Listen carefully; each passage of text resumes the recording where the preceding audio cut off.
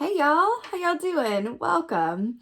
So today's video is sponsored by Keen, and I want to tell you all about them. So I hear from you guys on a pretty regular basis, reaching out for readings, asking about my availability. And if I have a quick turnaround time, am I available that day, the next 24 hours? Because you guys have concerns that are time sensitive that you could use a little guidance around. Unfortunately, I do not have that quick of a turnaround time, and that is where Keen comes in. So Keen is a whole database of different psychics with different specialties.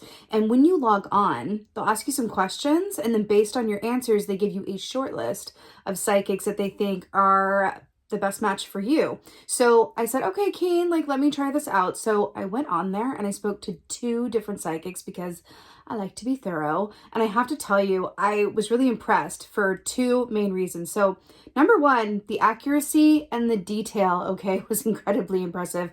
And number 2 was the turnaround time. One of them got back to me the next day, and then the second one was in the same hour, which, trust me, doing what I do, that is incredibly impressive. So I said, all right, Keen, let's do this. What are you going to offer my subscribers then? And they said, okay, well, let's give them the first 10 minutes for $1.99. So if you are a first-time Keen user, your first 10 minutes is $1.99, which is a really, really good deal. So all of that information is in the description box below.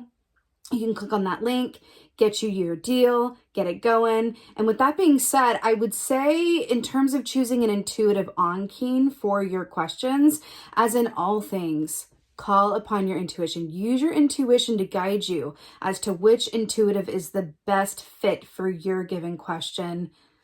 And then let me know how it goes. Okay, I want to know how your readings go. Definitely let me know. And with that being said, blessings to you guys. I hope you guys are all doing well. You enjoy Keen, and give me a holler about it. Be well. Hey Cancers, how y'all doing? Welcome. We're going to be doing your 2022 overview reading here.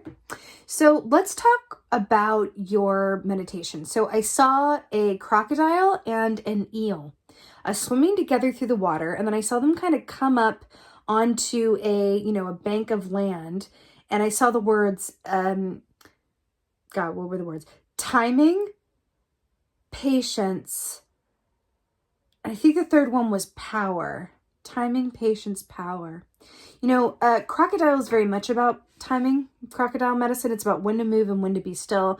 It's also about mental and emotional health and wellness, right?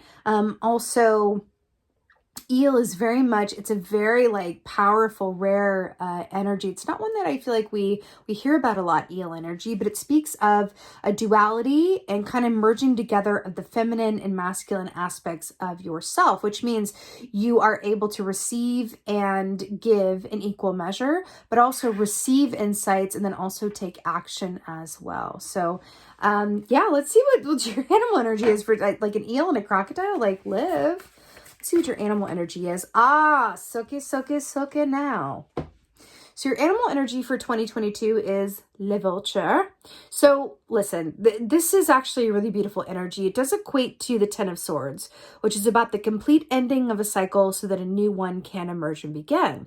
But this is also about taking the opportunity to gather all of the information available to you connected to endings, your relationship to endings, or how you view the less, as you might see, less desirable aspects of yourself, right? This is about looking amongst what you consider about yourself to be a bit, maybe for the garbage bin a little bit and saying, oh, I don't like that part of me, or I wish that were different. But kind of taking an opportunity to kind of really see it and learn from it. It's kind of like working with your shadow side in a way. Wow. Okay.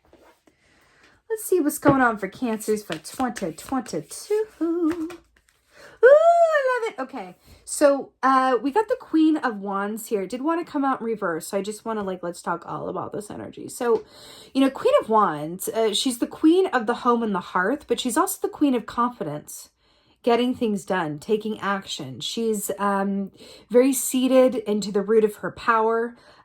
She doesn't have very much self-doubt going on. She really knows who she is. And it's a really beautiful energy to be working with. But I do feel like I'm getting from her, she also knows how to let things come to her. She's a great receiver, right? So we're talking about like giving, receiving, masculine, feminine. I feel like for you guys, you're being called to allow yourselves to receive in a more fully realized way that comes from a place of self-worth, and not entitlement or feeling like something is owed to you or feeling like you're going to owe someone else if you allow yourself to receive.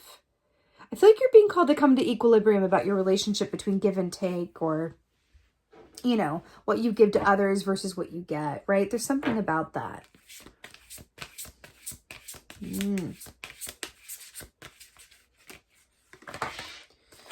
Beautiful. So we have some beautiful energy here. So you got some Knight of Swords energy here. So this is all about like truthful communication, messages, offers coming in, but this is also about sort of that, you know, as I'm an Aquarius, so I can appreciate like a blunt truth moment. Not everybody can, but this is about those like hard truths or blunt truths that you're actually really grateful for after maybe the initial moment of like, what? Kind of wears off. Like, what did they just say? Or what did they just write me? Or what's this now? And going, oh, wow, I'm really grateful because there was, it revealed, it was an opportunity for like seeing something as it is without any kind of sugar on it, which can kind of detract from the truth of something, depending on the circumstance. You know, with this Rook here as well, I do feel like there's a certain aspect where you're going to be receiving sort of clear downloads or insights as to your place in the larger scheme of things, realizing where you are in relationship to like your work body, where you are in terms of your interpersonal relationships, and getting very clear about the role that you play in co-creating your own reality. It feels really important. Self-awareness feels like it's at the forefront here, which is always good. Yes! Knight of Wands. That's what it is. I love this. So remember how we were talking about shadow work? And then we have this ostrich looking at its shadow. So traditionally speaking, Knight of Wands is about a fast forward energy that doesn't think twice and just kind of moves after what it wants. It's very creative. It's very passionate. It's very go-getting. It's very fast, right? But I feel like there's an opportunity here for you to kind of realign yourself as you go along your path. I feel like some of the work that you're going to be doing, so if you look at how the storyboards, you're kind of, you know, considering your relationship to give and take and allowing yourself to be on the receiving end of things without feeling like you're going to owe someone in return, or like, what are their true motives? You're like, what is this going to cost me? And then going like, oh, some like real truthful, you know, communication or downloads or, you know, kind of points. It could be even someone saying to you like, hey, like, let me just say this from love, but I feel like it's X, Y, and Z could benefit you in ways ABC, right? Whatever that is for you. Again, could be with and for yourself, but I feel like there's going to be a greater awareness that comes into play. But along with the shadow work in the Knight of Wands, this is what's going to propel you onward. It's not going to be avoidance. It's going to be looking at things dead on. That's going to be what propels you forward. Okay. But it feels very forward. It feels very much about like, you know, using the tools at your, you know, disposal in a really smart way. So brilliant. So to clarify the Queen of Wands, we have the Five of Cups. So Five of Cups is all about your perspective, right? How you see things. Are you seeing the 2 cups that are upright or the 3 cups that are not upright? Are you looking at the dead capybara or the alive capybara swimming off in the water? And then we're talking about your relationship to giving and receiving, right? I really feel like going back to what I said around you are getting clear around the part that you have played in co-creating your relationships and your reality. So remember, your internal world reflects your external world. So if you don't like what you see when you look around, look inside, get the information, and then make the needed adjustments, or the inspired, I should say, adjustments, right? This really feels like a big dose of self-awareness that is going to serve to propel you onward to your highest and best path and more reciprocal relationships, both with yourself and others. Knight of Swords. Oh, yay! Okay. So Knight of Swords and the Ten of Cups. So Ten of Cups is about complete emotional fulfillment. It is about family, right? You see the two penguins there and the little baby penguin here.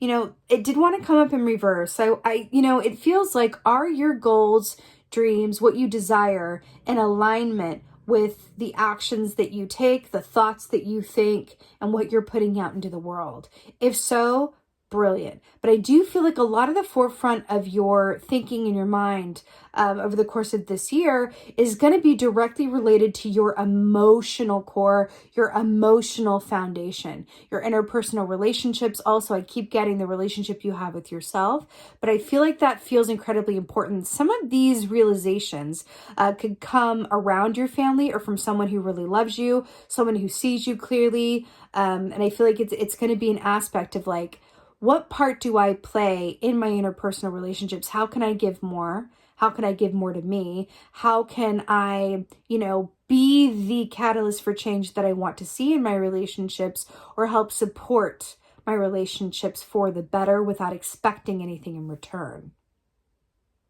Something in that. Something in that. Knight of Wands. You could also really be family-minded this year as well, like wanting a family, wanting to join a family, wanting to, promote your own family. That does feel like something here as well, because I'm looking at the Vulture, which is Ten of Swords, kind of looking down on the Ten of Cups here. And I feel like there's some changes that want to be made within a family unit or within like a group dynamic. But I feel like there's an aspect of yourself involved with this, which says like, I really want to be the best that I can be so that I can manifest the happiest family, the happiest relationship with myself possible. So I do feel like emotional fulfillment and balance is certainly on your mind and going to be popping up in terms of opportunity for growth, adjustment, realignment over the course of the year in certain opportunities and circumstances that come up. So to clarify, the Knight of Wands is the King of Swords, the Eagle King. So this is, Gemini, Aquarius, Libra, beautiful air energy here. This is about a high level of discernment and seeing things incredibly clearly. It is about what? Your perspective. We were talking about perspective with the Five of Cups here. Perspective is definitely the name of the game, but look how like this eagle's like looking down, and then the ostrich here is like looking at its own shadow. I'm hearing that you have a lot more strength and capability and stamina and talent and all of the above than maybe you have been previously even aware of. So everything that you think you got going on, I feel like saying to you, like, double it, and that's your real potential, or triple it even, and that's your real potential. So I feel like knowing that and having that information can maybe inspire you and illuminate you to things, aspects of your life or of yourself that want to